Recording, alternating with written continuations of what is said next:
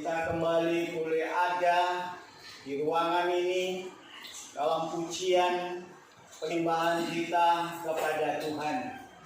Dan khususnya kita boleh kembali mendengarkan firman Tuhan.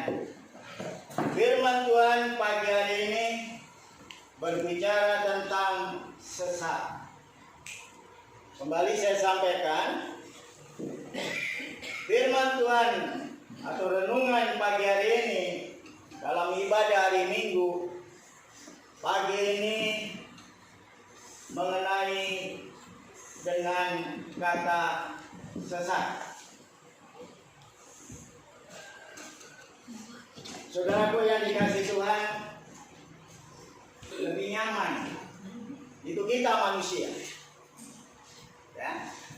Semua manusia menginginkan hidupnya itu lebih baik, lebih nyaman. Tapi kalau sudah manusia tidak menginginkan hidupnya itu lebih baik, hidupnya tidak lebih nyaman, itu bisa dipertanyakan. Artinya bahwa manusia ini bisa saya katakan tidak beres gitu. Tapi bagi kita semua, saya yakin dan percaya bahwa kita semua menginginkan hidup lebih baik dan lebih nyaman. Tapi kalau kita hidup di dalam kesesatan, kita tahu bahwa kesesatan itu menimbulkan banyak perkara. Ada kesedihan, ada ketakutan, ada kekhawatiran, dan lain sebagainya. Walaupun tadi saya sampaikan bahwa semua manusia itu menginginkan yang baik dan nyaman, tapi ada manusia juga tidak menginginkan itu, ada. Yaitu manusia yang terus hidup dalam kesesatan. Sebab itu ada namanya jalan sesat, pengajaran sesat. Nah, itu dari mana? Ini kita akan renungkan pagi hari ini. Kembali saya sampaikan bahwa kita semua menginginkan hidup kita lebih baik dan lebih nyaman. Tidak ada kita katakan biarlah saat ini hidupku itu baik, biarlah besok nggak baik, nggak ada. Kalau hari ini hidupku diberkati, nyaman, tentram dan lain sebagainya, biarlah besok itu tidak akan terjadi, nggak ada. Kita semua menginginkan bahwa namanya hidup lebih baik dan lebih nyaman. Itu yang kita inginkan. Dan ini kuasa ke-8 tahun, saudara. Iblis tahu bahwa keinginan manusia itu lebih baik, lebih nyaman. Nah, iblis ini tahu. Sebab itu iblis senantiasa berjuang, berusaha supaya manusia itu hidupnya tidak lebih baik dan tidak lebih nyaman. Karena kalau sudah manusia itu hidupnya itu lebih hari tidak lebih baik, artinya bahwa hidupnya itu ada dalam kesesatan. Dan tadi saya katakan bahwa kesesatan itu menimbulkan banyak persoalan. Sesat di jalan itu saja banyak persoalan. Pernah saya alami ya kurang lebih 30 tahun yang lalu. Ya. 30 tahun yang lalu, kalau pagi hari ini pas saya ini genap usia 65 tahun.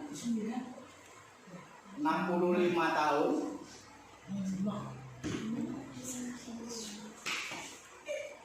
Bukan 59, kalau 59 ya hitung. Ya. Usia pagi ini sudah 65 tahun. 17 Mei. Sekarang hari apa? Hari Minggu tanggal berapa? 17. 30 tahun yang lalu, artinya 45 tahun yang lalu, usia saya, maksud saya 45 tahun, waktu itu saya ini tersesat. 5 tahun. Bukan sesat jalan, tapi sesat di jalan. Ya, beda. Sesat jalan, jalannya itu sesat. Tapi kalau sesat di jalan, waktu di perjalanan, ya, tapi masih usianya 45 tahun, waduh, dengan semangatnya naik gunung, turun gunung, di lereng gunung, di mana saja, tapi lalui untuk di dalam penginjilan mencari jiwa-jiwa. Dan waktu itu saya diingatkan saya sesat di jalan. Maka sesat di jalan itu saya ada persoalan masalah. Waktu itu dalam penginjilan saya masuk ke namanya hutan di Gunung Wilis, Tulungagung. Ya, saya masuk di hutan, naik turun di hutan, tidak pernah ketemu orang. Ya. Dan saya sesat di jalan, mau kembali tidak bisa. Itu saking semangatnya, saya berjalan. Saya tanya, menuju ke Sendang di mana? Oh di sini. Satu orang aja saya ketemu, malah menyesatkan. Tidak ada lain lagi. Kalau kita mau lebih baik, lebih nyaman, itu hanya kita dekat kepada Tuhan saja. Tanpa kita dekat kepada Tuhan, jangan harap kalau hidup kita ini mau lebih baik dalam menjalani. Sebab apa? Sebab tadi sudah saya sampaikan, kuasa kegelapan itu tahu bahwa hidup manusia itu, semua manusia itu menginginkan dalam hal yang lebih baik dalam hidupnya. Berbicara baik dan nyaman itu bisa disesatkan. Siapa yang bisa menyesatkan kita? Oleh ajaran-ajaran. Siapa yang memberikan pengajaran membuat manusia itu sesat? Yaitu pengajaran dari iblis, dari setan. Karena iblis dan setan itu tidak mau manusia itu lebih baik hidupnya. Tidak mau hidupnya lebih baik, lebih nyaman, tidak mau. Sebab itu setan terus berusaha menyesatkan oleh ajaran. Iblis ingin baik dan nyaman dengan menyamai Tuhan, dan terjadilah pemberontakan di surga dan iblis dicampakkan ke bumi. Satu hal kita harus menyadari, manusia itu semua diberi oleh Tuhan dalam hal yang baik, nyaman dalam hidupnya, tapi ada iblis yang ingin menyamai Tuhan. Maka iblis ada dalam pemberontakan. Baik dan nyaman, tawaran iblis adalah menjadi nomor satu dalam segala hal. Ada keangkuhan hidup yang mendorong keangkuhan hidup ini, dasar pemecahan dengan Tuhan, pencipta dan sesama manusia, dan mengakibatkan kutuk. Ini tujuannya iblis. Ya, tujuannya iblis memberikan pengajaran yang menyesatkan. Ini tujuan yang utama, Ustaz. Karena iblis tahu kalau sudah manusia mendapatkan pengajaran yang sesat, manusia akan mendapatkan namanya kutuk itu.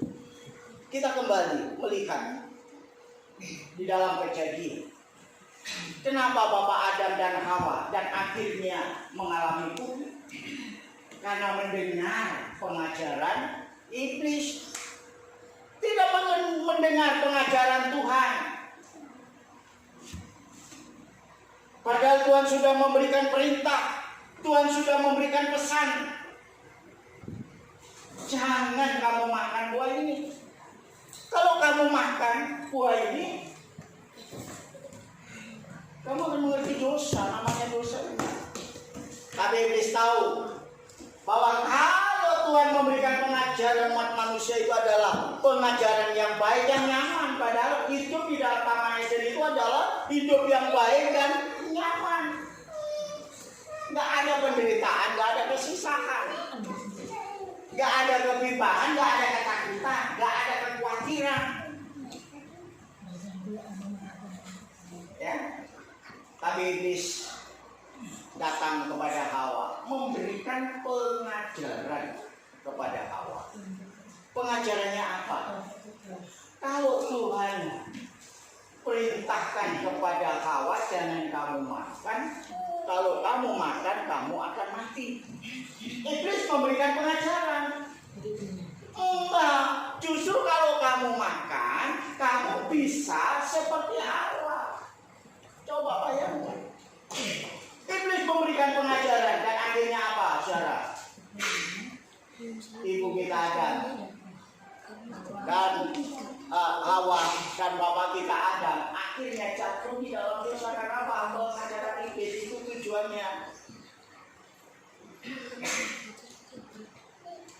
Tujuannya iblis memberikan pengajaran supaya manusia mendapatkan kutuk, bukan mendapatkan kebaikan.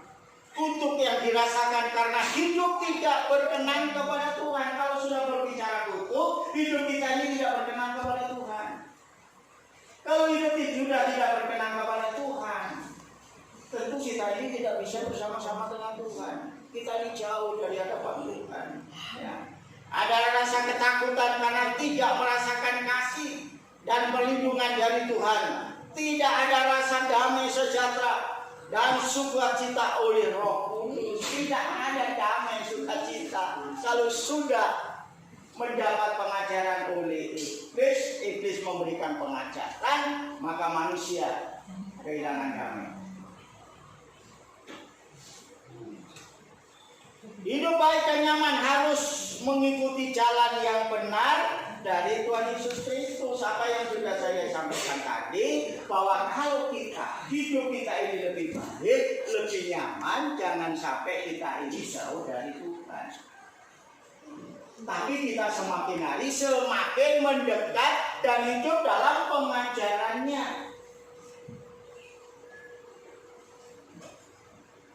Memang pengajaran iblis dengan pengajaran yang datangnya dari Tuhan itu bertentangan. Ya, daging dan roh. Nah, manusia itu suka pengajarannya iblis karena berbicara daging. Yang minggu kemarin sudah saya sampaikan.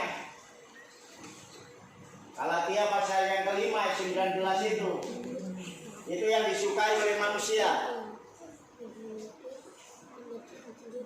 Tapi kita bukan menyukai pengajaran iblis, tapi kita menyukai pengajaran roh. Maka kita harus hidup di dalam buah-buah roh itu. Apa yang sudah saya sampaikan minggu kemarin.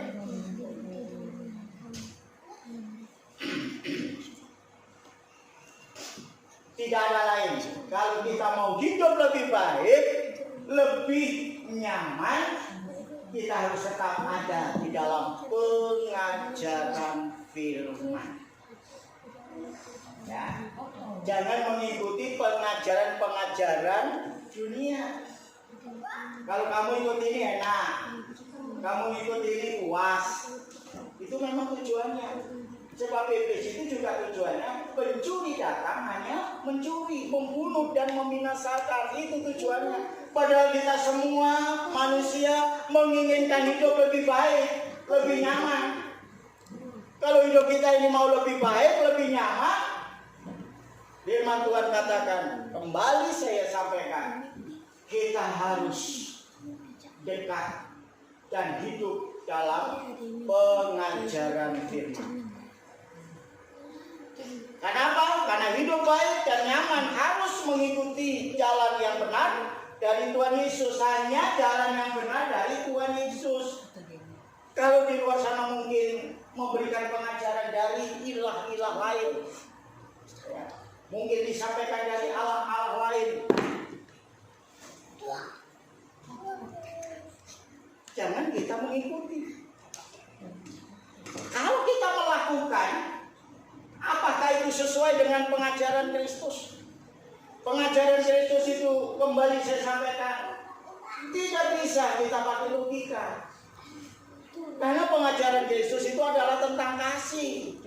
Kalau pakai logika itu menghitung untung dan ruginya. Itu logika. Apapun yang kita lakukan, untung atau rugi. Jalan Tuhan. Dalam ikut Tuhan, Yesus adalah rendah hati, menyangkal diri, dan memikul salib untuk mematikan perbuatan daging. Nah ini, kalau Tuhan katakan kalau kita mau hidup kita ini lebih baik, lebih nyaman, kita harus mengikuti ajaran Kristus. Ajaran Kristus itu apa? Ajaran Kristus itu adalah rendah hati. Nggak ada yang sombong. Sebab kesombongan itu menghancurkan segala sesuatunya. Ya, jangan ada yang sombong. Ya, itu pengajaran Tuhan. Ya, merendah hati atau rendah hati menyangkal diri dan memikul salib untuk mematikan perbuatan daging. Itu pengajaran Tuhan. Kalau iblis tujuannya apa? Pengajaran yang utama supaya manusia itu hidup di dalam hukum. Tapi kalau pengajaran Tuhan Yesus Kristus harus bisa mematikan. Mematikan apa, saudara? Mematikan di dalam perbuatan daging. Yang minggu kemarin saya sampaikan, kita tidak hidup di dalam buah-buah daging. Artinya kita berhenti, tidak ikut di dalam perbuatan daging itu. Ya. Pembaruan akal budi dalam prinsip hidup harus dibenahi untuk mencapai hidup yang baik dan berkenan kepada Tuhan dengan segala kelimpahan di bumi sampai di surga. Jadi pengajaran Tuhan itu ya, memberi hidup berkelimpahan di bumi sampai di surga. Kalau ibadah seperti pagi hari ini pengajaran Tuhan. Ibadah ini pengajaran Tuhan, tapi kalau iblis tidur aja kan karena di gereja kan nggak ada kegiatan, enak aja tidur aja di gereja, tidur aja di rumah, gereja nggak ada kegiatan kok. Padahal pengajaran Tuhan jangan sekali-kali meninggalkan rumah ibadah, puji Tuhan. Kalau saat ini anak-anak Tuhan walaupun tidak ada ibadah di gereja tapi di rumah masing-masing,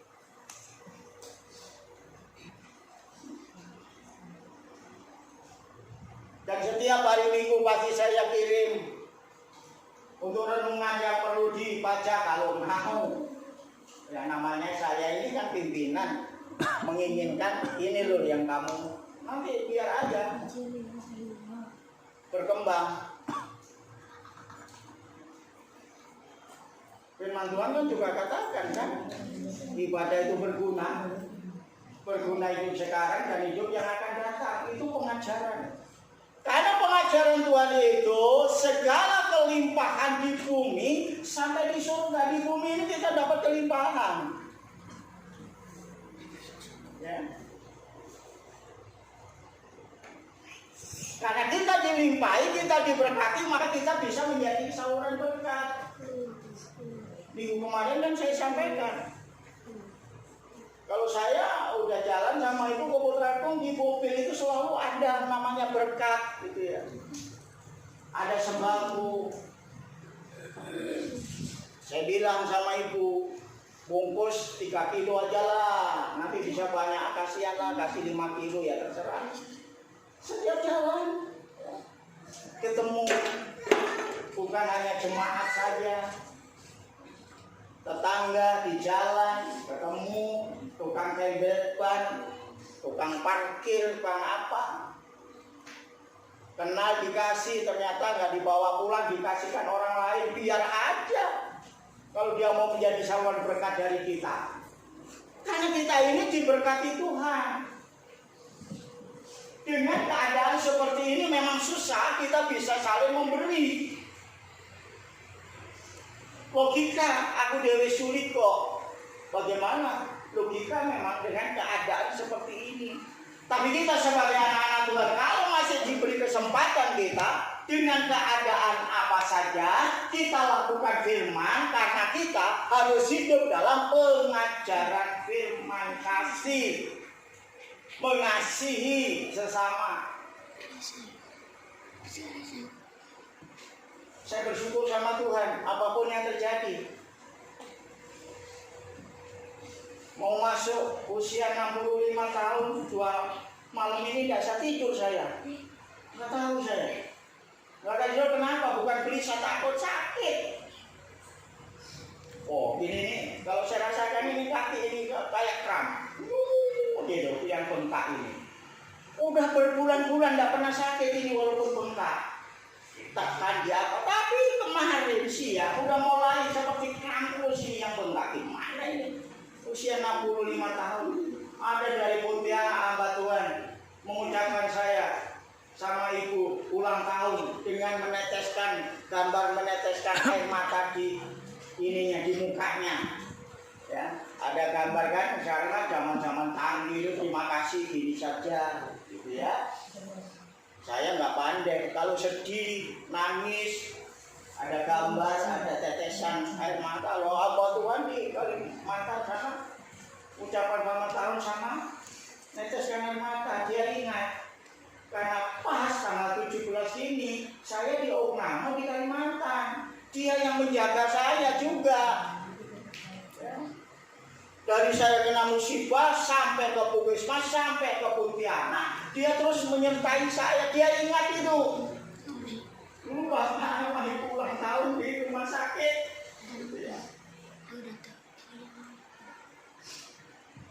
Waktu itu saya sangat luar biasa. Tuhan izinkan, tapi tetap aja saya nggak mau patah semangat. Dari Tuhan dan mengasihi sesama seperti dirinya sendiri, hidup untuk kemuliaan Tuhan adalah jalan kebenaran, mengembangkan talenta. Ya. Talenta apa kita yang kita punya? Jangan kita simpen. Karena itu salah satu pengajaran, mengembangkan talenta yang dari Tuhan. Talenta apa saja yang Tuhan berikan dalam hidup kita ini, kita lakukan, kita perkembangkan. Bukan hanya talenta di dalam melayani Tuhan saja, dalam song leader, singer, musik, khotbah, itu yang berbicara talenta. Tapi banyak hal talenta yang diberikan kepada saya. Dan mengasihi sesama seperti dirinya sendiri. Hidup untuk kemuliaan Tuhan adalah jalan kebenaran. Itu adalah jalan kebenaran. Pengajaran Tuhan itu adalah jalan kebenaran. Coba kita baca Roma 11 ayat 36. Roma pasal yang ke-11 ayat yang ke-36.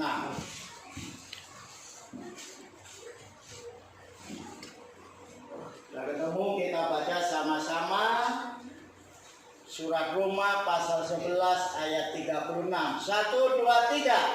Sebab segala sesuatu adalah dari Dia, dan dari Dia, dan kepada Dia. Bagi Dia kemuliaan sampai selama-lamanya. Nah, ini menjadi ayat mas bagi kita. Segala sesuatu adalah dari Dia. Segala sesuatu apa yang terjadi dalam hidup kita ini dari Dia. Sakit nggak pernah kita ini menyalahkan Tuhan. Mungkin ada apa saya sakit? Bukan hanya diberkati Tuhan aja dari Dia. Bukan kesehatan saja dari Dia. Tapi kadang-kadang kita mengalami sakit. Kita tidak akan menyalahkan Tuhan, kita tidak marah kepada Tuhan. Saya tahu bahwa itu datangnya dari Tuhan. Oh, kadang-kadang saya ini kalau sakit itu yang suara saya yang terasa aduh. Tapi suara puji Tuhannya itu pelan. Orang yang aduh gitu, aduh puji Tuhan. Sebab saya tahu bahwa segala sesuatu itu datangnya dari Tuhan. Sebab segala sesuatu adalah dari Dia dan oleh Dia, ya, dan kepada Dia, bagi Dialah kemuliaan sampai selama-lamanya. Sebab segala sesuatu adalah dari Dia. Kita sehat, kita kuat, ini dari Dia. Kita masih ada kesempatan ini untuk memuji dan memuliakan Tuhan dari Dia. Ya. Walaupun orang lain juga katakan lain kesalahan, tapi saya tahu bahwa ini juga seizin Tuhan. Tadi malam saya dapat telepon sendiri loh. Dia menceritakan bahwa di daerahnya nggak ada namanya corona. Berkat Tuhan itu datangnya dari berkat yang kita terima itu datangnya dari mana? Dari Tuhan. Kekuatan kesehatan datangnya dari Tuhan. Sebab itu kalau segala sesuatu adalah dari Tuhan dan oleh Tuhan dan kepada Tuhan, dialah kemuliaan sampai selama-lamanya. Hidup dalam jalan Tuhan dan selalu berjaga-jaga supaya tidak disesatkan iblis. Kita akan mendapat kelimpahan dalam hidup yang baik dan nyaman. Bagaimana kalau kita bisa mendapat kelimpahan hidup yang lebih baik dan nyaman? Kita tetap harus berjaga-jaga. Ya, kita harus tetap berjaga-jaga supaya tidak disesatkan iblis. Iblis sedang berjalan seperti singa yang mengaum-ngaum. Singa yang mengaum-ngaum itu sanggup menerkam bagi anak-anak Tuhan yang tidak berjaga-jaga. Ya, kita harus tetap berjaga-jaga. Jangan sampai kita ikut dalam pengajaran iblis, tapi kita tetap hidup di dalam pengajaran Tuhan. Adalah pengajaran firman, supaya apa? Kelimpahan hidup sekarang dan akan datang itu terus akan terjadi kepada kita. Saya berdoa semua keluargaku hendaklah menjadi saluran berkat. Kalau mau menjadi saluran berkat, artinya bahwa kita diberkati. Kalau kita mau menjadi saluran berkat, kita ini pasti diberkati. Namanya saluran kok. Selokan di depan itu, ya. Kalau ada airnya, selokannya itu basah apa enggak? Basah apa enggak? Basah, nggak mungkin kering karena itu saluran yang berfungsi. Begitu juga kita semua keluarga besar ini, hendaklah kita ini menjadi saluran berkat berfungsi, menjadi saluran, bukan saluran yang kering, tapi saluran yang basah. Bagaimana supaya kita terlimpah? Dalam segala sesuatu itu tetaplah hidup dalam pengajaran firman. Kalau berbicara pengajaran firman, kadang-kadang kita ini tidak lagi memikirkan hidup kita. Kadang-kadang saya ini konyol, keselamatan pun nggak saya pikir, konyol saya sebetulnya. Sebetulnya nggak bisa dilakukan, terus saya lakukan. Bukan berarti saya meneladani orang-orang seperti itu harus seperti saya. Ya saya meneladani inilah, dari dia harus kita gunakan untuk dia, untuk kemuliaan nama Tuhan. Di usia 65 tahun ini, sudah berapa tahun saya sudah berhenti tidak melakukan profesi atau tidak melakukan pekerjaan dunia ini. Ya. Tapi dalam berapa bulan ini saya melakukan profesi keahlian yang saya miliki, tapi untuk Tuhan. Tapi kalau saya disuruh sana, Pak, tolong Pak, manjat listrik sana Pak, listrik saya mati, ya saya enggak mau. Buat apa? Enggak. Berapa kali saya katakan saya harus setel pipa-pipa semua, saluran koset, saluran wastafel, saluran apa setel semua. Kenapa? Saya kembali, saya punya talenta, keahlian itu. Terima kasih Tuhan. Dalam usia 65 tahun ini aku bisa melakukan. Padahal saya bertahun-tahun saya enggak. Kan saya kemana-mana diundang lupa saja. Enggak pernah saya ini memperbaiki listrik lah, memperbaiki apa, enggak pernah. Tapi dengan keadaan begini, oh puji Tuhan. Ya. Orang-orang bisa katakan orang semua susah ini Pak Tio kok bangun terus nggak nontek ibu ini loh, dia nggak ngerti dia. Kok nggak rencana habisnya uang Pak Tio ini, semua pada berhenti loh. Pak Tio kok sih bangun, sebentar lagi bangunan datang. Sebentar lagi bangunan datang, bahan-bahan. Kok nggak ada habisnya uangnya? Tapi kita bersyukur kepada Tuhan. Ya. Kan sudah saya sampaikan, ya tetap berjalan, terus berjalan, saya nggak berhenti. Kalau berhenti, wah saya udah nggak komitmen dengan namanya MOU. Tanggung jawab, MOU itu udah tanda tangan ini, tapi itu ada berhenti, semua orang nggak tahu itu. Ya, bertanggung jawab. Waktu itu dengan keadaan ini saya jadi mandor. saya jadi insinyur, saya jadi kuli, saya jadi tukang. Ya. Di dalam keadaan corona ini, saya mandor, saya harus jaga tukang. Tukang yang begini saya atur, saya begini. Insinyur ini, udah tambah ini, udah begini, ini begini. Tukang gambar dan lain sebagainya, wis, mau bener apa enggak? Terus bagaimana lagi mau manggil tukang gambar? Terus begini aja, yang penting untuk ibadah, begini aja. Tuhan terima kasih, usia 65 tahun ini saya jadi kuli, jadi tukang, jadi mandor, jadi insinyur, semua rangkap. Ya bersihkan. Saya suka bersihkan. Kalau sudah ini tukang-tukang kuli ini sudah ini mestinya harus ini nggak ini mata saya ini udah nggak ini tapi manusia itu semua menginginkan hidupnya lebih baik dan lebih nyaman. Tapi satu hal, ada kuasa iblis yang tidak mau manusia itu hidupnya lebih baik,